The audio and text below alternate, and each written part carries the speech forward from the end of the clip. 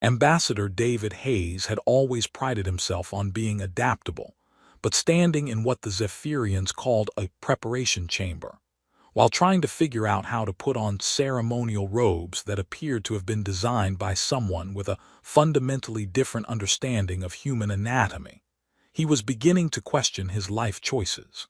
The garment in question looked like it had been created through a collaboration between a mathematician and a very artistic octopus, with geometric patterns that shifted depending on the viewing angle and fastenings that seemed to multiply when he wasn't looking directly at them.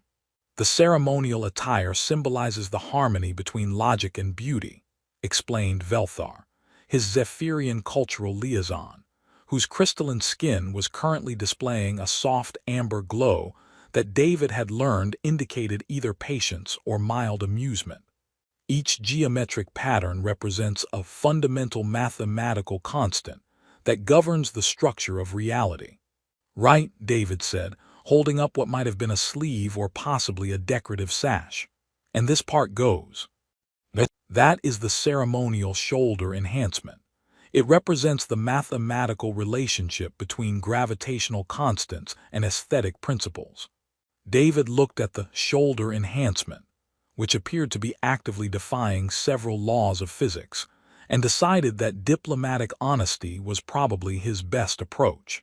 Velthar, I'm a xenobiology professor who got drafted into diplomatic service because I was the only human on New Kepler who could pronounce Zephyrian names without causing offense. My understanding of the relationship between gravitational constants and fashion is somewhat limited. Velthar's crystalline formations shifted to a deeper amber, which David was reasonably certain indicated amusement. This is why the ceremony includes extensive preparation time. Your species' approach to formal attire is refreshingly straightforward. We tend to prioritize functionality over mathematical significance, David admitted, finally managing to get one arm through what was definitely a sleeve, though it seemed to be the wrong arm for the sleeve in question. Though I have to admit, your clothing is considerably more interesting than anything we've developed. Zephyrian formal wear is designed to interact with our natural bioluminescence in ways that create visual representations of emotional states, Velthar explained, helping David navigate the geometric complexities of alien fashion. During the ceremony, Lady Currenel's attire will display patterns that reflect her inner harmony with the cosmic mathematical principles that govern successful partnerships. David paused in his struggles with what appeared to be a belt that existed in more dimensions than he was comfortable with. What if her inner harmony suggests that marrying a human who can't dress himself without assistance might not be cosmically advisable? That, Velthar said with what David was learning to recognize as Zephyrian diplomatic amusement, is precisely what the ceremony is designed to determine. The preparation chamber was located in the heart of the Zephyrian diplomatic compound, a structure that seemed to have grown rather than been built, with walls that shifted color in response to the emotional states of their occupants. Currently, the walls were displaying a soft blue-green that David hoped indicated calm anticipation rather than impending disaster. Tell me again why this marriage is necessary for the trade agreements, David asked as Velthar helped him figure out the correct orientation for what was either a ceremonial sash or possibly a decorative equation. The Zephyrian Commonwealth operates under social contracts that require significant personal investment from all parties involved in major negotiations, Velthar explained patiently. A trade agreement that will affect the economic future of both our species cannot be based solely on abstract political promises.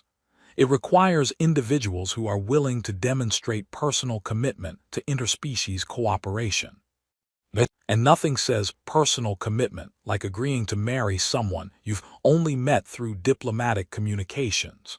The preliminary compatibility assessments indicated a high probability of successful partnership. Lady Currenel's psychological profile suggests intellectual curiosity, adaptive thinking, and what your species would call a sense of humor. Your profile indicates similar traits, along with what our analysts described as refreshing honesty about your own limitations.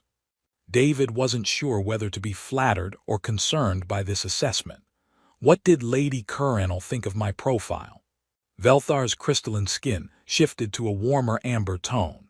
She said, and I quote, "Finally, someone who admits he doesn't understand everything. This could be refreshing." High praise from a species that appears to have mathematics embedded in their formal wear. We find your species' tendency toward practical problem-solving rather endearing.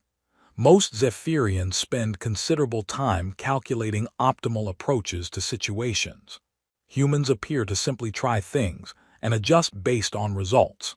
David finally managed to get the ceremonial robes arranged in a way that probably wouldn't cause diplomatic incidents, though he suspected he looked like someone who had been dressed by a committee of well-meaning but confused aliens. Is that a compliment? It's an observation that suggests our species might complement each other effectively. Zephyrians excel at theoretical analysis. Humans excel at practical implementation. Marriage, according to our cultural traditions, works best when both partners bring different strengths to the partnership. The chamber's walls shifted to a soft golden hue, which David had learned indicated approaching significant events. Through the crystalline windows, he could see guests beginning to gather in the great crystal chamber, their bioluminescent forms creating patterns of light that would have been stunning if David weren't so focused on not accidentally violating any crucial cultural protocols. Nervous? Velthar asked, apparently reading something in David's posture that translated across species barriers. Terrified, David admitted. I'm about to participate in a wedding ceremony conducted in a language I barely speak, wearing clothes I don't understand, with someone I've only met through carefully moderated diplomatic conversations. And somehow, the future of human expansion into the outer rim depends on whether we can make this work. Lady Curranel expressed similar concerns during her preparation. She said, and again I quote, "I hope he realizes that I'm just as confused by all of this as he probably is." David felt something that might have been relief mixed with an equal measure of terror. She said that Zephyrian honesty protocols require individuals to express genuine concerns during significant life transitions. Lady Curranel also mentioned that your messages during the preliminary courtship phase demonstrated what she called an refreshing lack of pretension, particularly your admission that you had to look up basic information about Zephyrian culture before each conversation. I did mention that I was completely out of my depth with interspecies diplomacy. She appreciated the honesty. Most diplomatic communications are carefully constructed to avoid revealing ignorance. Your willingness to admit when you didn't understand something apparently struck her as both unusual and trustworthy. The golden light in the chamber intensified, indicating that the ceremony was about to begin. David checked his appearance in the reflective surface that served as the Zephyrian equivalent of a mirror, noting that he looked like someone who was about to participate in events that were completely beyond his expertise, and hoping that sincerity would compensate for his obvious inexperience with alien wedding protocols. "One more question," he said as Velthar made final adjustments to his ceremonial attire. "The veil tradition. Lady Curranel will be wearing a ceremonial veil throughout most of the ceremony. It is an ancient custom. The bride's face remains hidden until the moment when she chooses to reveal her true self to her intended partner.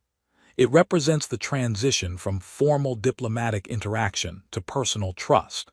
And then..." Velthar's crystalline formations shifted to a deep amber that David was beginning to recognize as indicating serious consideration.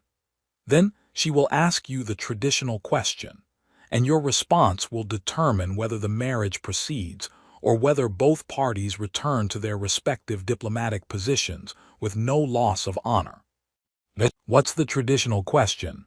"You'll know when you hear it," Velthar said, which David suspected was diplomatic language for some things can't be prepared for in advance. "Are you ready, Ambassador Hayes?" David looked around the preparation chamber one last time, taking in the alien architecture and the soft harmonics that seemed to emanate from the walls themselves, and realized that, ready or not, he was about to participate in the most important conversation of his diplomatic career. "As ready as someone can be for something they've never done before," he said. "Excellent," Velthar replied. "That's exactly the attitude that led to your selection for this assignment." They walked toward the great crystal chamber, where hundreds of Zephyrian guests waited to witness either a historic moment of interspecies cooperation or a spectacular diplomatic failure. And David tried to remember everything he'd learned about Zephyrian culture while hoping that, when the moment came, honesty would prove more important than protocol. The great crystal chamber was exactly what David had expected from a species that appeared to have evolved in close partnership with geological formations and mathematical principles. The walls rose in organic curves that somehow managed to incorporate perfect geometric ratios, while the ceiling displayed what looked like a real-time map of local stellar formations. The assembled guests created a light show that would have made human entertainment designers weep with envy, their bioluminescent forms shifting through spectrums that David was reasonably certain extended beyond normal visual ranges. "Try not to stare directly at Elder Kethvar," Velthar murmured as they approached the ceremonial area.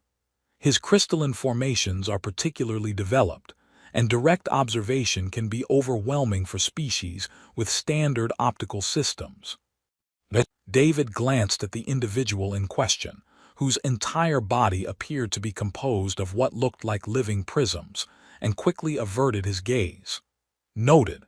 Any other visual hazards I should be aware of?" "The ceremonial lighting will intensify as the ceremony progresses.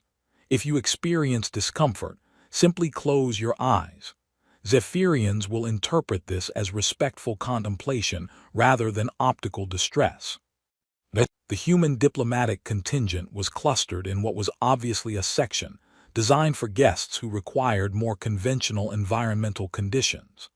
Ambassador Chen looked like she was trying very hard to project confidence while secretly wondering if her career in interstellar relations had prepared her for anything quite this unprecedented.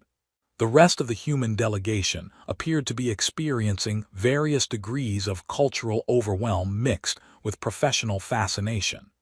"Ambassador Hayes," Elder Kethvar approached with movements that seemed to involve more dimensions than David was strictly comfortable with. His voice, when he spoke, created harmonics that made David's bones vibrate in ways that were probably not medically advisable but felt oddly pleasant. "We are honored by your willingness to participate in this ceremony." "The honor is mine, Elder Kethvar," David replied, hoping his pronunciation was close enough to avoid diplomatic incidents. "Though I should mention that my understanding of Zephyrian ceremonial traditions is somewhat limited. Understanding develops through experience. Today, you will experience the depth of trust that our ceremonies are designed to create." Before David could ask for clarification about what exactly this depth of trust was going to involve, the chamber filled with a harmonic resonance that indicated the ceremony was beginning. The assembled guests shifted into formations that appeared to be both ritualistic and mathematical, creating patterns that were probably significant in ways that would require several advanced degrees to fully appreciate. Lady Coronel entered the chamber with an escort of what David assumed were family members, though determining family relationships among a species with crystalline skin and harmonic communication was somewhat beyond his current expertise. Her ceremonial robes seemed to be constructed from fabric that existed in a state of constant subtle motion, shifting between colors that didn't have names in any human language David knew. The veil that covered her face appeared to be made of something that looked like captured starlight, flowing and shifting in patterns that suggested it might be alive. "She's beautiful," David found himself saying, then immediately worried that commenting on the appearance of an alien bride might violate some crucial protocol. Beauty, in Zephyrian culture, is primarily a function of harmonic resonance between individual bioelectric signatures, Velthar explained quietly. What you're observing is the visual manifestation of Lady Curranel's emotional state interacting with her ceremonial attire. And what emotional state does that visual manifestation suggest? Nervous anticipation mixed with cautious optimism, and what our analysts would classify as determined hopefulness. David felt a surprising sense of connection to someone whose emotional state apparently translated across species barriers. That's exactly how I'm feeling. Excellent. Emotional synchronization is considered an important foundation for successful partnerships. The efficient, whose crystalline formations suggested either advanced age or really spectacular mineral supplements, began the ceremony with harmonic chants that seemed to make the chamber itself respond with resonant frequencies. David found himself wondering if Zephyrian architecture was specifically designed to participate in wedding ceremonies, or if this was just a happy coincidence of physics and cultural evolution. The opening harmonics establish the cosmic mathematical framework within which the union will be evaluated. Velthar provided running commentary in tones quiet enough to avoid disturbing the ceremony, but loud enough to help David follow the proceedings. Each harmonic sequence represents fundamental constants that govern successful relationships, such as mutual respect, complementary strengths, shared commitment to growth, and what your species might call compatible senses of humor. David listened to the harmonic sequences, which seemed to create emotional responses that bypassed his conscious mind and spoke directly to Zephyrian ceremonies are designed to create emotional resonance between all participants. The mathematics ensure that the experience transcends individual cultural perspectives. As the ceremony progressed, David realized that despite the alien setting and the completely unfamiliar rituals, the basic emotional framework was remarkably similar to human wedding traditions. The gathered community was witnessing and supporting the creation of a new partnership. The participants were making commitments to each other's well-being, and everyone was hoping that love would prove stronger than the various challenges that life might present. The officiant's harmonic chants shifted to what sounded like a more personal frequency, and Lady Curranel stepped forward. Through the flowing veil, David could see the suggestion of features that were clearly non-human, but somehow familiar in their expression of intelligence and barely concealed nervousness. The bride will now recite the traditional vows of commitment, Velthar translated, as Lady Curranel began speaking in frequencies that created patterns of meaning David could feel even if he couldn't entirely understand them.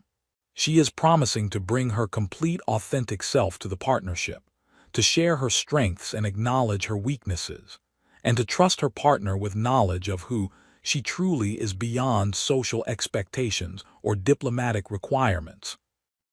David found himself deeply moved by vows that emphasized authenticity and mutual trust, rather than abstract promises about eternal love or unwavering loyalty. What do I say in response? You will make similar commitments when invited to do so.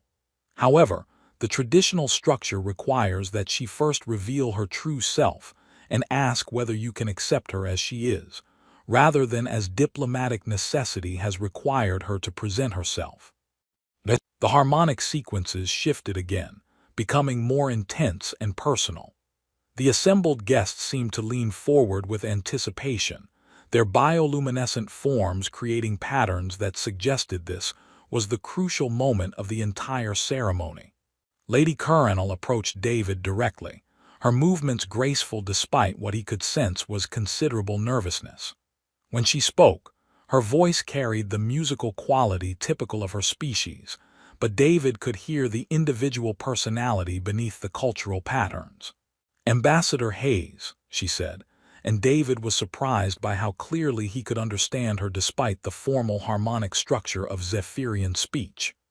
"Before we proceed with this union, I must show you who I truly am, rather than who diplomatic protocol has allowed me to be." "I understand," David replied, though he was increasingly uncertain that he understood anything beyond the basic emotional reality that this moment was important to both of them. Lady Coronel raised her hands to the clasps of her veil, and David realized that everything that had happened before this moment had been preparation for a question that would determine not just their personal future, but the diplomatic relationship between their species.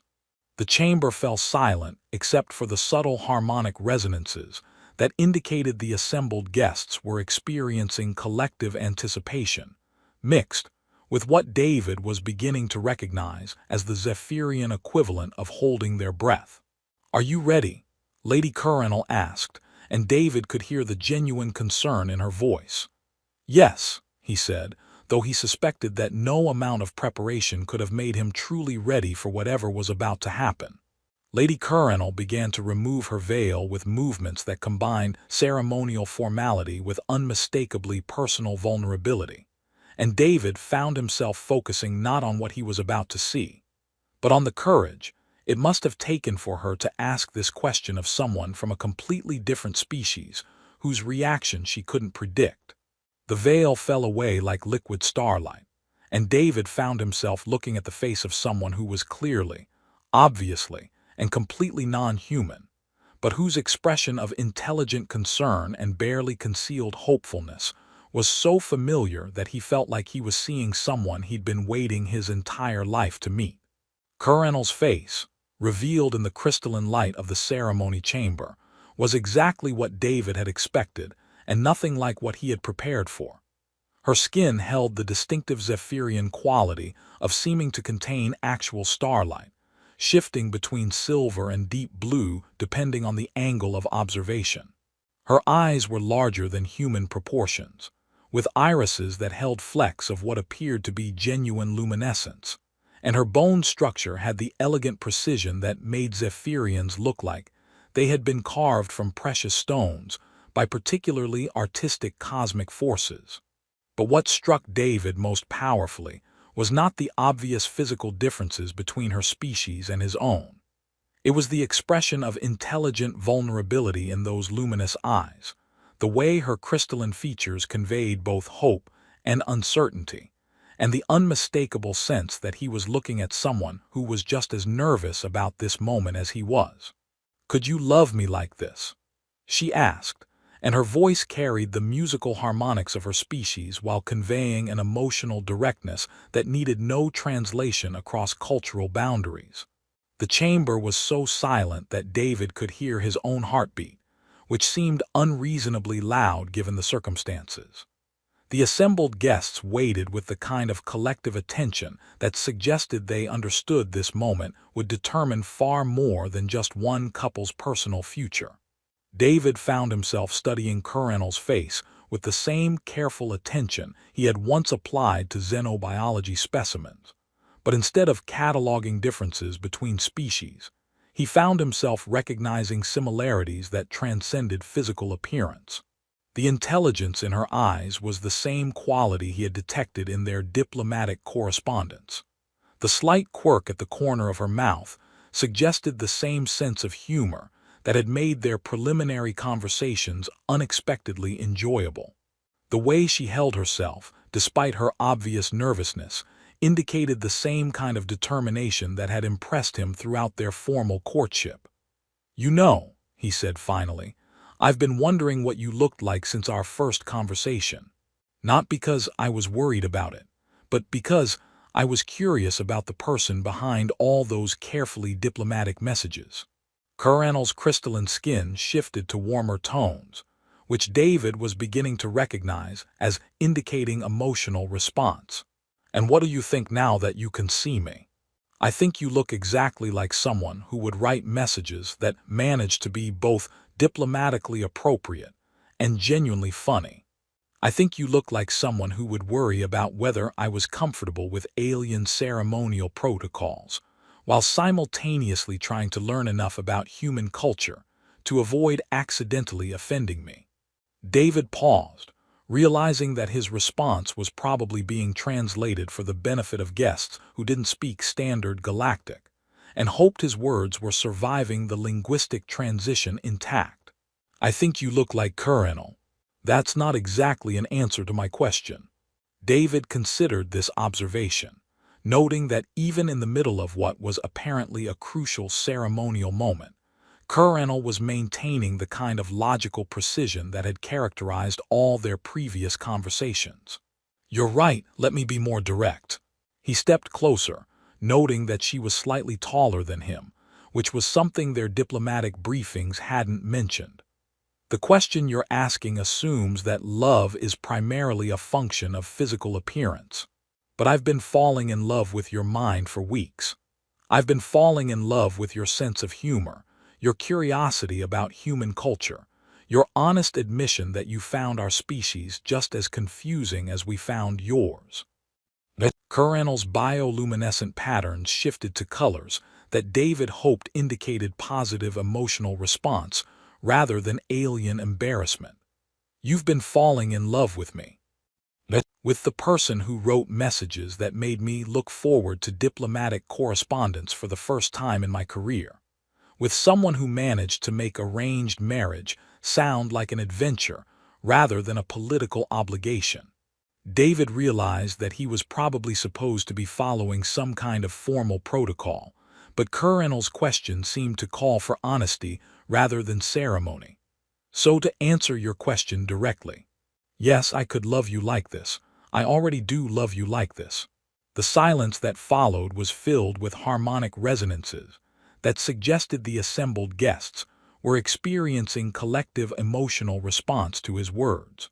Elder Kethvar's crystalline formations were shifting through colors that David hoped indicated approval rather than alien shock at his diplomatic impropriety. That, Colonel said, and David could hear what sounded suspiciously like tears in her voice despite the musical quality of Zephyrian speech, was not the response I was expecting. What were you expecting? Hesitation, diplomatic deflection, perhaps a carefully worded acceptance based on political necessity rather than personal choice. Her bioluminescent patterns were now cycling through what David was fairly certain were colors that indicated happiness mixed with relief. I was not expecting a declaration of love that made me feel like the luckiest person in the galaxy. David felt something that was probably relief mixed with an equal measure of terror, at the realization that his spontaneous honesty had apparently been the right response to a situation that had seemed designed to test his diplomatic skills. So we're doing this. The marriage is proceeding according to plan. According to plan, no. Colonel's expression shifted to something that was unmistakably amusement. This is proceeding much better than anyone planned, including me. Elder Kethvar approached with movements that seemed to involve more gravitational fields than David was entirely comfortable with. His crystalline formations now displaying colors that definitely indicated approval mixed with what might have been satisfaction. Ambassador Hayes, your response to the traditional question has exceeded ceremonial expectations. I wasn't aware there were expectations, David admitted. Most partnerships that begin as diplomatic arrangements require significant time to develop genuine emotional connection. Your immediate recognition of Lady Colonel's authentic self suggests that the preliminary compatibility assessments were remarkably accurate. Colonel stepped closer to David, her ceremonial robes now displaying patterns that seemed to be responding to her emotional state by creating visual representations of what looked like celebration mixed with profound relief. There is one more ceremonial requirement before the union can be completed. What's that? You must also reveal your authentic self and allow me to ask whether I can love you as you truly are, rather than as diplomatic necessity has required you to present yourself. David considered this request, realizing that he had spent months trying to project competence and diplomatic sophistication while secretly feeling completely out of his depth with interspecies relations. That's fair. Though I should warn you, my authentic self is significantly less impressive than my diplomatic persona. I'm hoping for that, Colonel replied.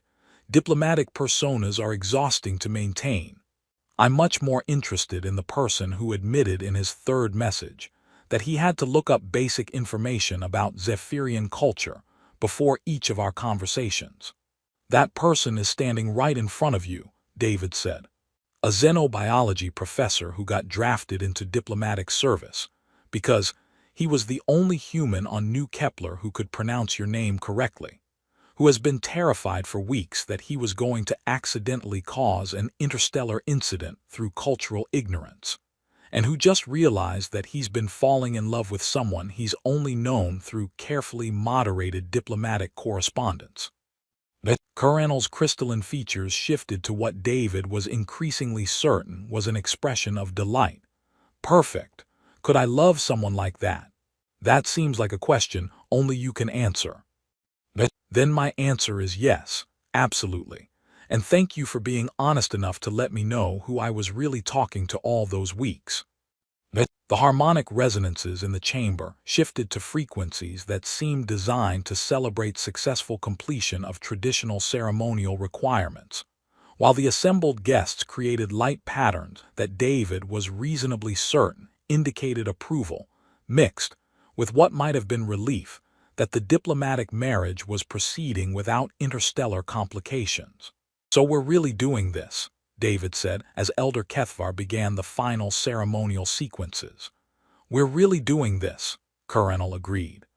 Though I should probably mention that Zephyrian marriage traditions include a honeymoon period that involves extensive cultural exchange between the newly bonded partners. What does that involve?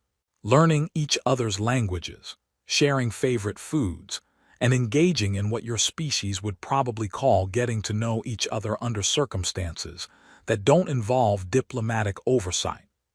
David found himself genuinely looking forward to a honeymoon that sounded more like an extended cultural immersion program than a traditional romantic retreat.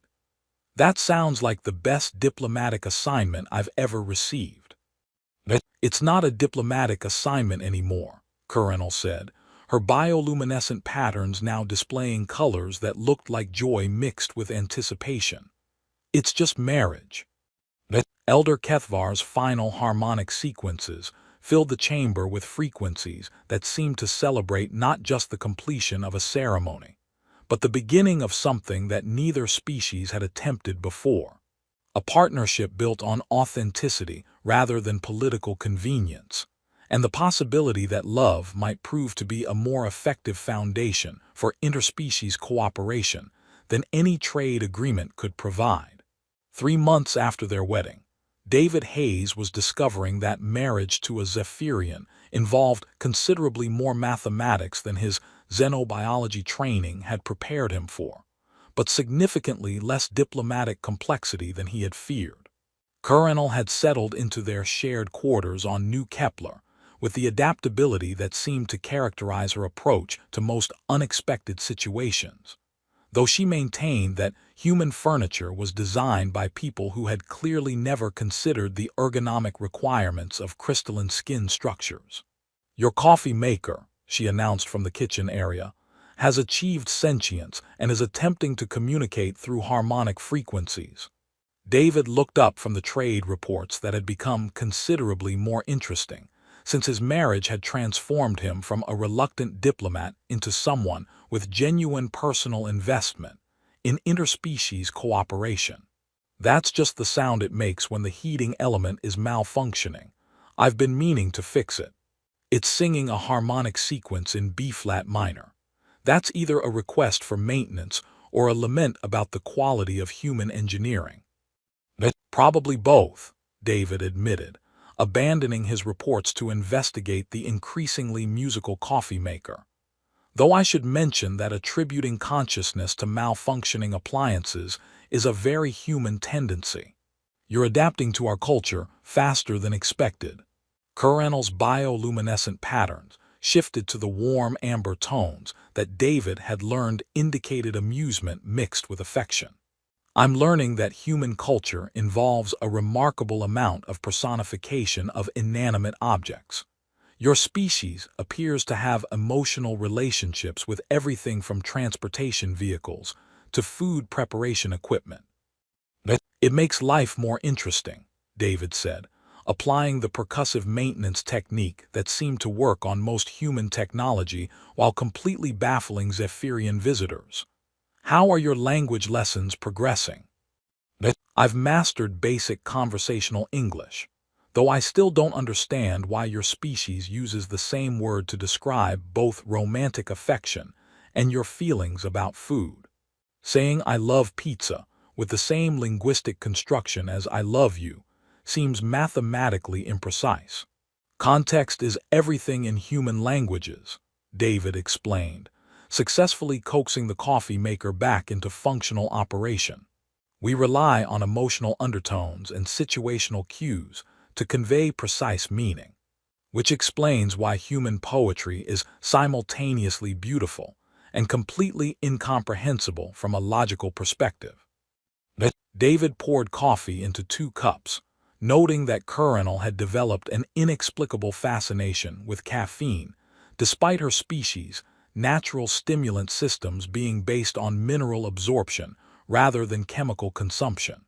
Speaking of incomprehensible human customs, Ambassador Chen wants to know if you'd be interested in participating in a formal presentation about successful interspecies marriage protocols. Coronel's crystalline features shifted to what David recognized as thoughtful consideration mixed with mild concern. Are we considered successful? It's only been 3 months. We haven't caused any diplomatic incidents. We've successfully negotiated shared living space without major territorial disputes. And according to the cultural exchange reports, we're demonstrating that human Zephyrian partnerships can be based on genuine compatibility rather than just political convenience. Also, Coronel added with the deadpan delivery that had made David fall in love with her sense of humor, we haven't accidentally started any interstellar wars, which apparently puts us ahead of several previous diplomatic marriages in galactic history. David settled beside her on their compromise furniture solution, a hybrid design that incorporated both human ergonomics and Zephyrian harmonic resonance principles, resulting in seating that was comfortable for both species while looking like it had been designed by particularly artistic engineers. The trade agreements have been more successful than anyone predicted. Having actual married couples involved in the negotiations seems to make both sides more willing to find creative compromises. Because it's harder to be unreasonable with people when you know they're going home to families that include members of the species you're negotiating with. Exactly. Your presence at the trade discussions has made the Zephyrian delegation more willing to consider human concerns, and my involvement has helped the human negotiators understand that compromise doesn't mean capitulation. Coronel's bioluminescent pattern shifted to colors that David had learned indicated satisfaction mixed with amusement. So we've accidentally become living proof that interspecies cooperation is possible. More than possible, we've become proof that it can be genuinely enjoyable. The communication system in their quarters activated with the harmonic sequence that indicated incoming messages from both human and Zephyrian diplomatic channels. David activated the display, which showed simultaneous transmissions from the Earth Colonial Administration and the Zephyrian Commonwealth Council. Looks like we're being summoned to discuss expanding the cultural exchange program, David said, scanning the official language that seemed to indicate their marriage had become a template for future diplomatic partnerships. They want to create more arranged marriages between humans and Zephyrians. They want to create opportunities for voluntary partnerships between individuals from both species who are interested in long-term cultural exchange relationships. Basically, they want to set up a dating service for humans and aliens. Colonel's expression shifted to what was unmistakably delighted laughter. We've accidentally invented interstellar matchmaking. Apparently, though I should point out that our success might be somewhat unique. Not everyone is going to be compatible across species barriers. True, but not everyone needs to be. Even a small number of successful interspecies partnerships could create the foundation for broader cultural understanding. Colonel's crystalline skin began displaying the complex patterns that indicated she was thinking through multiple layers of logical possibility. This could actually work. David found himself considering the implications of their accidental role as pioneers in interspecies romance. Are you comfortable with being held up as an example of successful human-Zephyrian marriage? Only if you are. We're in this together, remember. I remember, though I should warn you that being a template for diplomatic marriage programs might involve more public appearances and fewer quiet evenings with malfunctioning coffee makers. I've grown fond of the coffee maker, Colonel said seriously. Its harmonic patterns have become quite sophisticated. I think it's developing a musical personality. David looked at the kitchen appliance in question, which was currently humming what did sound suspiciously like a melody. You know what? I'm not even going to question that. After 3 months of marriage to someone whose skin changes color with her emotions, and who can communicate with household electronics, I've learned to accept that the universe is considerably more interesting than my xenobiology training suggested. That's one of the things I love about you, Colonel said, her bioluminescent patterns shifting to the deep gold tones that indicated profound affection. Most people would find living with a Zephyrian either exotic or challenging. You just treat it as a particularly interesting form of normal. Maybe that's the secret to successful interspecies relationships, David mused. Not treating differences as obstacles to overcome, but as variations that make life more interesting. That should definitely be included in the presentation for Ambassador Chen. The communication system chimed again, this time with a personal message that made both of them smile.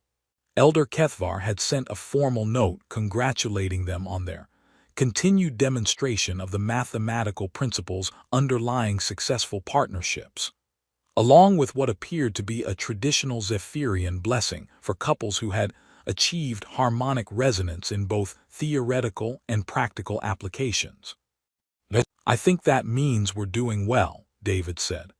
In Zephyrian culture, that means we've exceeded all reasonable expectations and accidentally become an inspiration to others, Colonel translated, which is both flattering and slightly terrifying.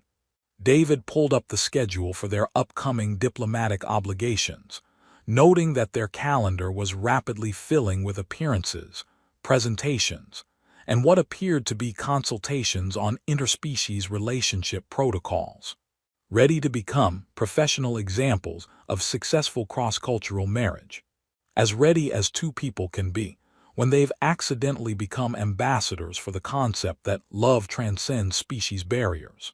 At least we'll be doing it together. Colonel's crystalline features shifted to an expression that combined determination with genuine happiness. Together, and with significantly better equipment maintenance skills than when we started. As if in response to this comment, the coffee maker emitted a harmonic sequence that sounded distinctly like approval, while the walls of their hybrid design quarters shifted to warm golden tones that indicated their living space itself was responding positively to their emotional state. David Hayes had begun this assignment as a reluctant diplomat who was completely out of his depth with interspecies relations. 3 months later, he was a married man whose greatest challenge was explaining to visiting dignitaries why his coffee maker had apparently achieved consciousness and developed musical preferences. It wasn't the career path he had planned, but as Colonel often pointed out, the most important things in life were usually the ones you discovered accidentally while trying to do something else entirely. Their marriage had begun as a political arrangement designed to facilitate trade negotiations, and had evolved into something that was reshaping both species' understanding of what cooperation could accomplish. Looking at his wife, whose bioluminescent skin was currently displaying patterns of contentment, mixed with anticipation for whatever challenges their expanding diplomatic role might present, David realized that love might indeed be greater than tradition or form, but more important